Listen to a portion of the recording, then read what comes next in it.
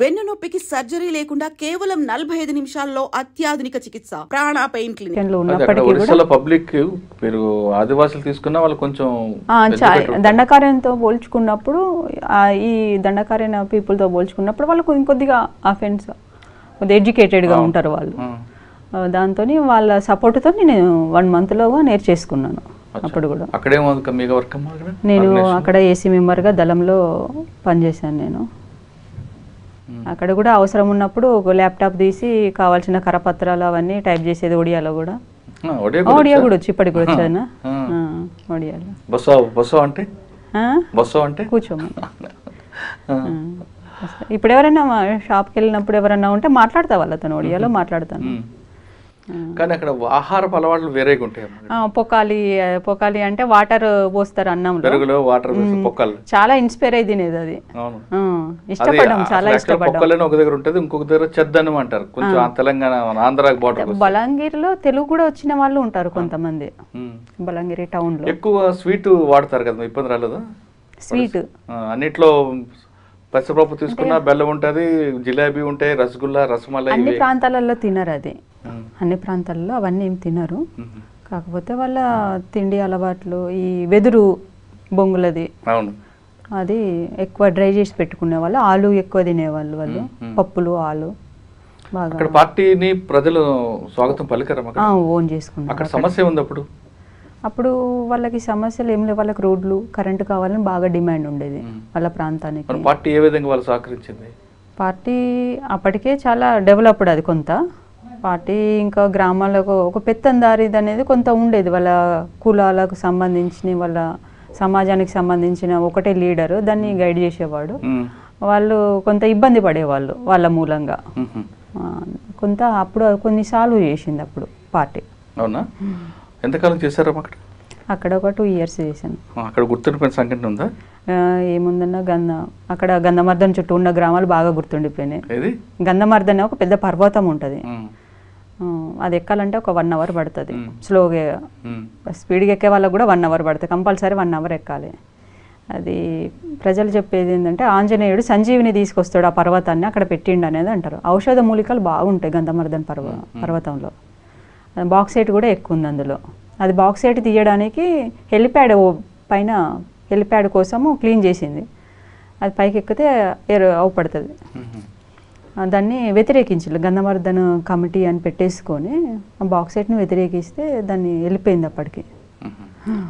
అంటే మీరు అది ఎక్కి దిగడం అనేది కొంచెం ఇబ్బంది అయింది. టెరెన్ హార్డ్గానే ఉంటుంది. అది అక్కడ ఉండేది అది ఒకటే పెద్ద పర్వతం. అది చాలా విశాలమైన. అక్కడ ఎదుర్కొన్న సమస్య ఉందా మీకు? ఏం లేదన్నా, పర్వతం ఎక్కి దిగడం ఒకటే.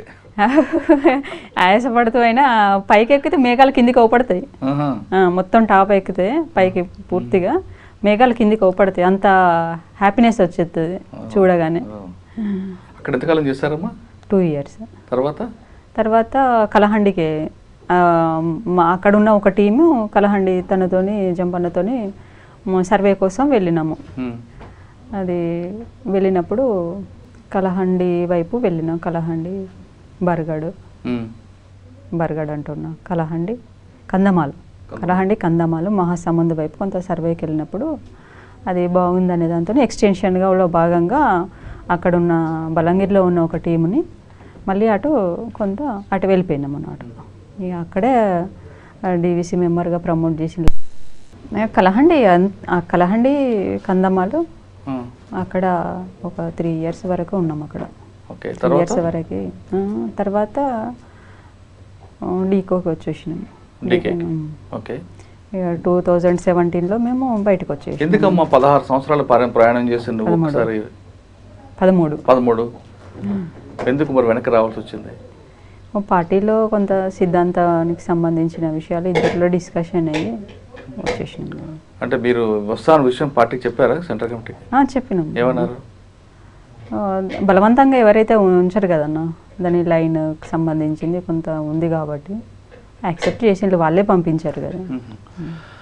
సరే, మనం ఒకసారి పార్టీలో ఉన్న విషయం మాట్లాడదాము. ఇటీవల పార్టీ తీసుకున్న కోవట్ అనే పేరు మీద రాధా హత్య మాట్లాడదాం ఆ విషయం. ఏముందన్న మాట్లాడడానికి ఇంకా మళ్ళీ కొత్తగా. అంటే పార్టీలో పనిచేయడం చేయించుకున్న తర్వాత, అంటే నాకు రాధ విషయం కాదు, జనరల్గా మాట్లాడుతున్నాను, ద్రోహి అని ముద్రేయడం 7 సంవత్సరాలు చేసిన తర్వాత ఒక వ్యక్తిని ఎంతవరకు కరెక్ట్ అంటారు?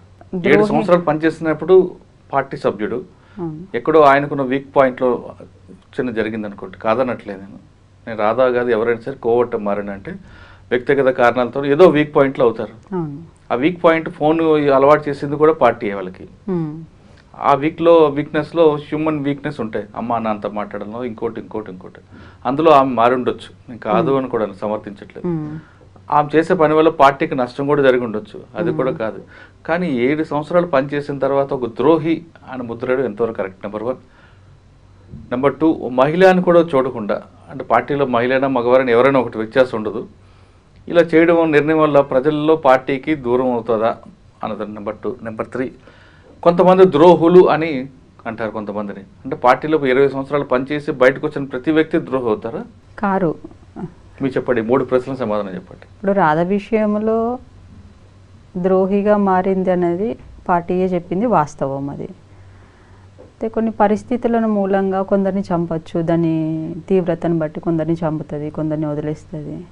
అయితే ఇప్పుడు తెలంగాణకు సంబంధించిన తెలంగాణ మూమెంట్కి సంబంధించిన వ్యక్తి ప్రభావితం బాగా చాలామంది కోట్ల మంది ప్రజలలో 2 తెలుగు రాష్ట్రాలలో కూడా ఎఫెక్ట్ పడే వ్యక్తి కాబట్టి కొంత ఆలోచించి పార్టీ ఆలోచించి వదిలేయాల్సింది ఉండే అనేది కొంత నా అభిప్రాయంగా ఉండింది. అయితే అందరినీ పోలీసులను కూడా వదిలేసింది ఉంది, కొంత అరెస్ట్ చేసి తీసుకొచ్చి అవి చేసింది, క్షమించి వదిలిపెట్టింది. రాధ పట్ల తీసుకునే తప్పుపడతారా, సమర్థిస్తారా? సమర్థించడం అంటే దాని తీవ్రత ఎక్కువ ఉన్నది అనుకున్నప్పుడు సమర్థించాలి కొన్నిటికి. అయితే ఇది పార్టీకి నష్టము కలుగుతుంది ఫ్యూచర్లో కూడా, ఇప్పుడు ప్రజెంట్గా అయినా ఫ్యూచర్లో బలం తగ్గినప్పుడు ఈ రాష్ట్రాలలో పార్టీకి బలం తగ్గినప్పుడు వదిలేస్తే ఇంకెక్కువ సింపతి ఉండేది పార్టీ పైన. అంటే ఒకవేళ మీరు అన్నట్లుగా వదిలిపెట్టుంటే ప్రజల్లో ఇంకా సానుభూతి పెరుగుంటేది కదా పార్టీకి. అవును, ప్రజలు కూడా అటువైపు వెళ్ళడానికి అడుగులు వేసి ఉండేవారు కదా. రాధను చంపడం వల్ల ఏకీభవిస్తుంది దాంతో పార్టీకి ఇప్పుడు ప్రజల మధ్యన గ్యాప్ వచ్చింది. ఈ గ్యాప్లో ఇటువంటి సంఘటనలు జరగడం వల్ల పార్టీ మీద కొంచెం దూరం అవుతారు. అదే క్షమించి వదిలిపెట్టి ఉంటే పార్టీ మీద సింపతి నుంచి ఉండేది, రాధ పట్ల వ్యతిరేకత వచ్చేది ప్రజల్లో, పార్టీకి ఇంకొంతమంది వెళ్ళేవారు. ఈ తీసుకున్న నిర్ణయం పార్టీకి నష్టం అని నేను అంటాను, మీరేమంటారు? నష్టమే చేకూరుస్తుంది, అది పార్టీ ఆలోచించుకోవాలి. అది పార్టీ నిర్ణయం అనుకోండి, మన ఐడియాల ప్రకారంగా మనం మాట్లాడుతున్నాం, అది అంతే. ఇది పార్టీ నిర్ణయం, పార్టీ ఐడియాలజీ, కానీ జస్ట్ జనరల్ ఒపీనియన్ చెప్తాను తప్ప నేను సమర్థించట్లేదు, చేయట్లేదు. రైట్. ఇటీవల కాలం చూస్తున్నాం ఎన్కౌంటర్లు, వరుస ఎన్కౌంటర్లు చూస్తున్నాం మనం చాలా విషయాలు. దీనికి ఆగాలంటే ఏం చేయాలి? దాన్ని ఆగాలంటే పార్టీ రాజకీయంగా బలంగా ఇంకా ముందుకు రావాలి, దాన్ని అఫెన్సివ్ ఉండాలి. అఫెన్సివ్ తగ్గింది కాబట్టి ఈ దాడులు జరుగుతున్నాయని అనుకుంటున్నాను నేను. ఇప్పుడు ఛత్తీస్గఢ్ రాష్ట్రంలో కానీ, జార్ఖండ్లో కానీ, ఒడిశాలో కానీ దీన్ని పులి స్టాప్ పెట్టాలంటే మీరు 12-13 సంవత్సరాలు పనిచేసిన ఒక సభ్యురాలుగా, మాజీ సభ్యురాలుగా చెప్పండి, ఏం చేయమంటారు? పార్టీకి ఏం చేయమంటారు? ప్రభుత్వంకి ఏం చేయాలి? ప్రభుత్వం కూడా బాధ్యత ఉంది ఇందులో. ప్రభుత్వం చేయించేదంతా ప్రభుత్వమే. ఇప్పుడు ఆర్మీ ఫోర్స్ అయినా ఇదైనా కూడా ప్రభుత్వం పంపిస్తేనే అది మూవ్ అవుతుంది. వాళ్ళు కూడా ఉద్యోగస్తులు, ఉద్యోగ పరంగా వాళ్ళు ఆ విధిని నిర్వర్తిస్తున్నారు. అది ప్రభుత్వం ఏం చేయాలి? అంటే విప్లవం అనేది ఎప్పుడు ఆగదు, సమస్యలు ఉన్నంత కాలము ఆగదు. అది ఇప్పుడు మీరు ఛత్తీస్గఢ్లో ఆగితే ఇంకొకరు వస్తుంది, రూపం మారుతుంది తప్ప ఆపడం ఎవరి తరం కాదు. కానీ ప్రస్తుతం ఛత్తీస్గఢ్ ప్రజలకి కానీ జార్ఖండ్ ప్రజలకు కానీ హ్యాపీగా ఉండాలంటే ఏం చేయాలి? ప్రభుత్వం పార్టీతో చర్చలు జరపాలి, ఫస్ట్ పాయింట్. అది చర్చలు జరపడానికి అన్ని అవకాశాలు ఇవ్వాలి, వెసులుబాటు కల్పించాలి ప్రభుత్వాలు. ఇది నేను కోరేది. చర్చలు పిలుస్తున్నారు కదా ఛత్తీస్గఢ్.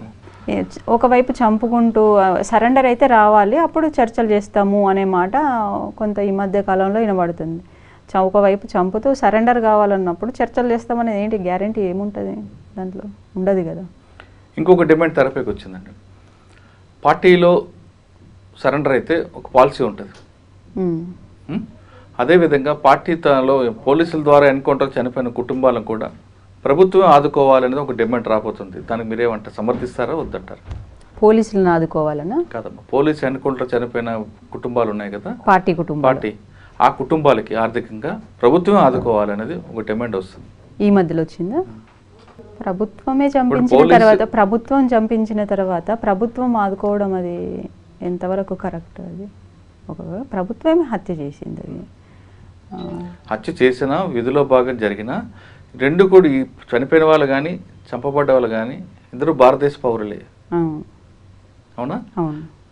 పార్టీలకు వెళ్ళి త్యాగాలు చేసిన కుటుంబాలు చనిపోయిన తర్వాత ఆ కుటుంబాల ఆదు కోసం బాధ్యత కూడా ప్రభుత్వం మీద ఉంటుంది. అంటే వాళ్ళు పార్టీలో ఉన్నంత మాత్రాన్ని వీళ్ళకి ఏమైనా ఆర్థికంగా ఆదుకున్నారంటే అది కాదు, ఎవరిని పార్టీలో ఉన్న వాళ్ళు. కానీ వాళ్ళకు ఒక ఏదో ఉపాధి కల్పించాలి కదా అన్నది ఒక వాదన ఉంది. అది ప్రజలే ఆలోచిస్తారు, వాళ్ళు ఓన్ చేసుకుంటారా తీసుకుంటామా లేదా అనేది వాళ్ళకే వదిలేయాలి. ఇంకా ఓకే, మీరు బయటకు వచ్చారు సరెండర్ అయిపోయిన తర్వాత, ఏం చేస్తున్నారండి మీరు?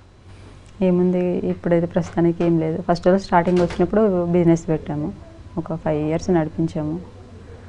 తర్వాత ఇప్పుడైతే ఏం లేదు. పార్టీలు ఉన్నప్పుడు మీకు ప్రజలు పార్టీ తప్ప వేరే ఆలోచన ఉండేది కాదు. లేదు. బయటకు వచ్చిన తర్వాత ఇక్కడ రకరకాల రాజకీయాలు కనిపిస్తుంటాయి, వ్యక్తులు మనుషులు కనిపిస్తారు, వెనక నుంచి వెన్నుపోటు పొడిచే వాళ్ళు కనిపిస్తుంటారు. స్వార్థం వాళ్ళని చూసినప్పుడు అనిపిస్తుంటుందండి. చాలా బాధ అనిపించేది, ఇంత స్వార్థంతో కూడుకున్న వాళ్ళు పక్క నుండి కూడా స్వార్థంతో. పార్టీలో ఒక మాట, మన నీడని మనమే నమ్మద్దు అంత శత్రువులు అనే మాట ఇప్పటికి కూడా అది వాస్తవమే. నిత్య జీవితంలో మన నీడని మనం కూడా నమ్మొద్దు అనే మాట ఉంది. ఫైనల్గా చెప్పమ్మా, ఇప్పుడున్న అమ్మాయిలకి ఇప్పుడు రకరకాల, ఇప్పుడు మీలాగా ఐడియాలతో వెళ్ళి ప్రజలు అనే ప్రజలు వాళ్ళు బాగుండాలి అని కోరుకునే యువత లేదు ఇప్పుడు. ఇప్పుడంతా విలాసాలు దానికి అలవాటు పడుతున్నాం, కొంతమంది ఉన్నారు. స్వార్థం అనేది పెరిగింది మీకు చెప్తున్నట్లుగా. ఇప్పుడున్న యువతకి అమ్మాయిలకి డ్రగ్స్కి దానికి పోకుండా చిన్న చిన్న విషయాలకు ఆత్మహత్యలు చేసుకోకుండా వాళ్ళకి మీరు ఇచ్చే మెసేజ్ ఏంటి? నేను ఇచ్చే మెసేజ్ ఏముంది, దానికి ఈ కల్చర్ మారాలి, ఈ సంస్కృతి అనేది మారాలి. ఇప్పుడున్న సంస్కృతి పెట్టుబడిదారి సామ్రాజ్యవాద సంస్కృతి, ఈ సంస్కృతిలో భాగంగానే వీళ్ళందరూ దానికి అట్రాక్ట్ అవుతున్నారు, దానికి లోన్ అవుతున్నారు, ఆ భావజాలం వైపు వెళ్తున్నారు. దీన్ని మార్చాలంటే ఓన్లీ సోషలిస్ట్ కమ్యూనిజమే దీనికి కరెక్ట్ అయిన సమాధానం. అది ఎప్పుడు వస్తుంది అనేది మనం వేచి ఉండాల్సింది. అటువైపు కొంత ఆలోచించాలి.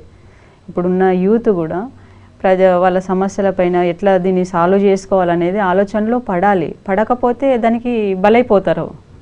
ఇది ఇప్పుడున్న సిచ్యువేషన్.